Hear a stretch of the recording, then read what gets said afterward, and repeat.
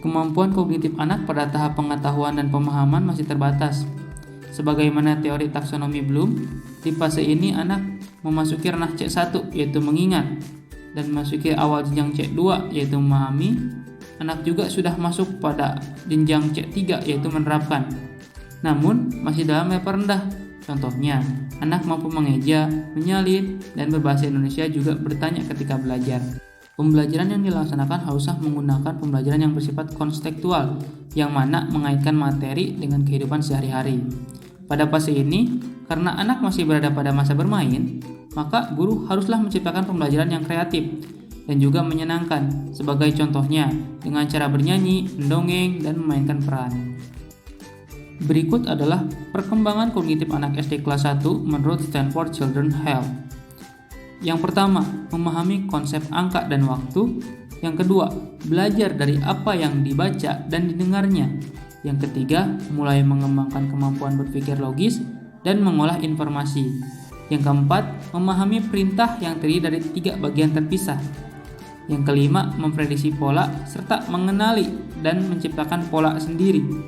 Yang keenam, menghitung sampai 100 dengan lompatan 2, 5, dan 10 angka. Yang ketujuh, mengenali simbol angka 0 sampai 100 dan tulisan angka 0 sampai 20. Yang kedelapan, bisa melakukan penambahan dan pengurangan dasar sampai 20. Selain hal tersebut, perkembangan kognitif anak pada usia 6 sampai 7 tahun dapat dilihat pada ciri-ciri sebagai berikut. Yang pertama, mereka mulai melihat hal-hal dari sudut pandang anak-anak usia sekolah lainnya dan mulai memahami bagaimana perilaku mereka mempengaruhi orang lain. Yang kedua, mereka mengembangkan keterampilan bahasa lisan mereka, memperoleh kosakata baru dan struktur kalimat. Yang ketiga, mereka menikmati perencanaan dan pembangunan. Yang keempat, mereka telah memahami konsep ruang, waktu, dan dimensi. Yang kelima, mereka telah memahami konsep seperti kemarin, hari ini, dan besok. Yang keenam, mereka sudah tahu kiri dan kanan. Yang ketujuh, mereka mulai mengembangkan rasa percaya diri dan penguasaan pembelajaran. Yang kedelapan, mereka belajar membaca dan menulis dan dapat mengucapkan kata-kata sederhana. Yang kesembilan, mereka mulai beralasan dan berdebat. Yang kesepuluh, mereka dapat melakukan penambahan dan pengurangan sederhana. Yang kesebelas, kosakata meningkat menjadi sekitar 2000 kata. Lalu yang ke-12, dapat menulis kalimat dengan 5 kata atau lebih. Lalu yang ke-13, dapat menghitung sampai 10 benda pada satu waktu. Yang ke-14, mengetahui mana kiri dan kanan.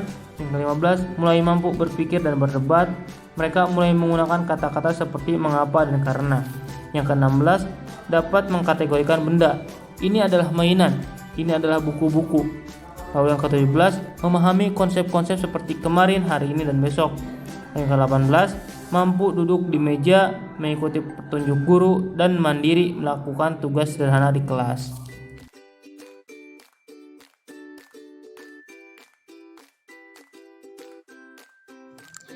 Pada usia ini, anak memasuki jenjang C2 memahami dan tahap C3 menerapkan yang semakin bertambah baik.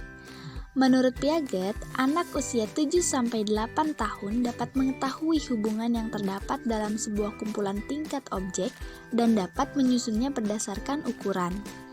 Pada kelas 3 SD, anak masuk pada ranah C3 menerapkan, yang mana mampu menggunakan atau menerapkan materi yang telah dipelajari pada situasi baru yang menyangkut aturan dan prinsip. Anak pada fase ini sudah bisa untuk diberlakukannya sistem pembelajaran yang metode diskusi kelompok, namun kemampuan anak masih terbatas. Guru dalam pelaksanaannya juga harus mengendalikan, mengawasi, dan membimbing proses belajar anak secara intensif. Pembelajaran yang dapat diterapkan adalah pembelajaran berbasis alam atau lingkungan sekitar agar anak tidak jenuh dan bosan. Pada fase ini, anak sudah mampu belajar secara formal, namun masih membutuhkan pembelajaran yang menyenangkan. Di akhir kelas 3, umumnya anak sudah menguasai beberapa hal berikut. 1. Melihat alasan di balik suatu peristiwa atau masalah dan banyak bertanya untuk mengumpulkan informasi. 2. Memahami konsep sebab akibat dan membuat hubungan konsep atau ide lebih mendalam. 3. Melakukan operasi matematika yang lebih sulit seperti pembagian dan perkalian. 4. Membuat rencana sebelum melakukan sesuatu. 5. Bisa duduk diam dan memperhatikan sesuatu yang menarik selama 30-45 menit. 6. Menggunakan kalimat kompleks dan berbagai jenis kalimat untuk mengungkapkan pikiran atau pendapatnya. Selain hal tersebut, ada beberapa perkembangan kognitif yang terjadi pada usia 8-12 tahun, yaitu pertama, sebagian besar anak SD pada umur ini sudah mampu sepenuhnya mengambil pandangan atau perspektif dan memahami serta mempertimbangkan perspektif atau pandangan orang lain. Kedua, mereka mulai berpikir secara hipotesis, mempertimbangkan sejumlah kemungkinan, dan mampu berpikir logis. Ketiga, mereka menjadi lebih berorientasi pada tujuan. Keempat, mereka dapat mengembangkan minat khusus yang bisa menjadi sumber motivasi. Kelima, perkembangan kognitif dapat dipengaruhi oleh keadaan emosional anak-anak usia sekolah.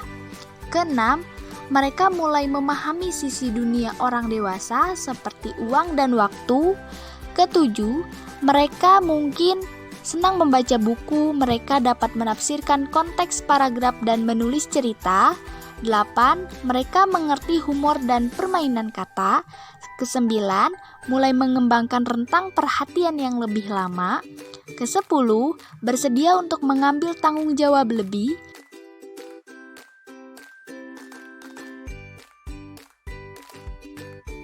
Sebuah studi yang dilansir National Institute of Health menyebutkan bahwa menurut teori perkembangan kognitif menurut psikologi Jean Piaget, di usia ini anak mulai mengembangkan kemampuan baru untuk mengambil kesimpulan dan mengerjakan tugas rumit yang membutuhkan kemampuan menarik kesimpulan. Pada kelas 4 SD, kemampuan kognitif anak sudah berada jauh lebih baik pada ranah C3 atau menerapkan. Pada usia 9-10 tahun, juga anak sudah memasuki ranah C4 atau menganalisis.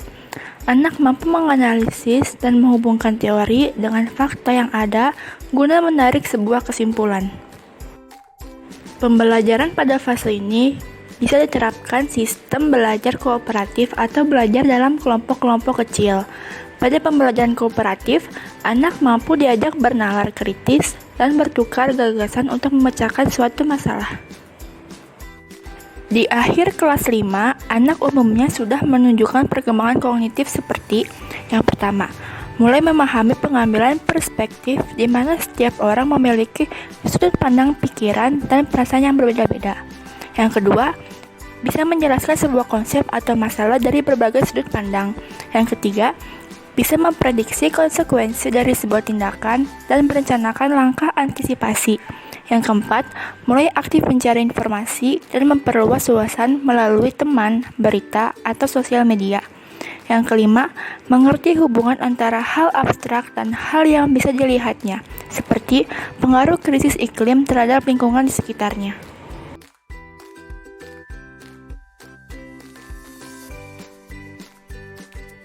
Pada fase ini, anak disebut berada pada fase operasional formal, yang mana anak sudah mampu memikirkan sesuatu yang mungkin terjadi atau hipotesis, juga sesuatu yang bersifat abstrak.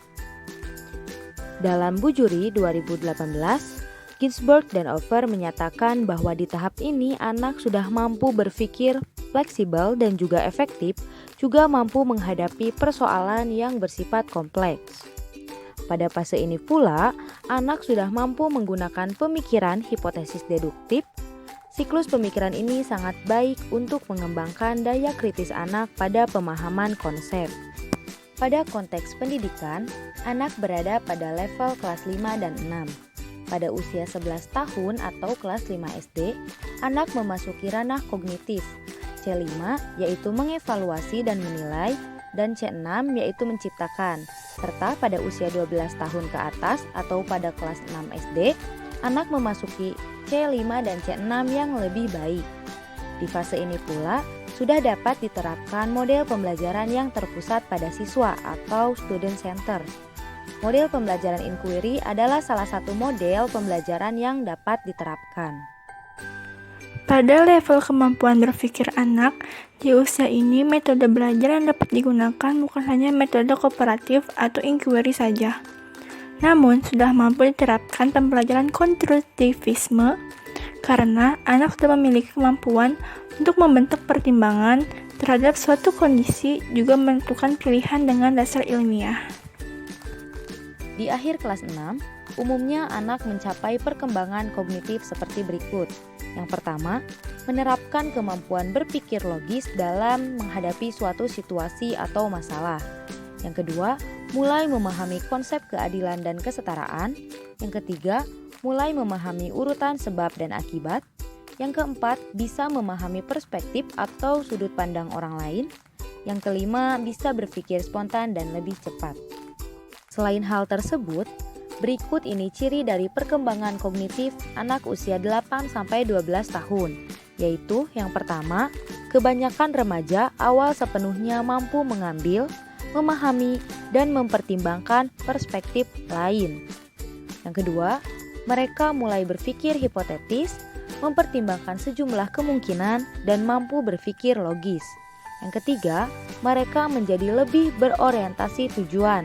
Lalu yang keempat, mereka mengembangkan minat khusus yang merupakan sumber motivasi. Yang kelima, perkembangan kognitif dapat dipengaruhi oleh kondisi emosional anak usia sekolah. Yang keenam, mereka mulai memahami aspek dari dunia orang dewasa seperti uang dan memberitahu waktu. Yang ketujuh, mereka dapat menikmati membaca buku. Yang kedelapan, mereka dapat menafsirkan konteks paragraf dan menulis cerita. Lalu yang terakhir 9, mereka menghargai humor dan permainan kata. Kami dari kelompok 5, terima kasih sudah menonton video kami. Sampai jumpa.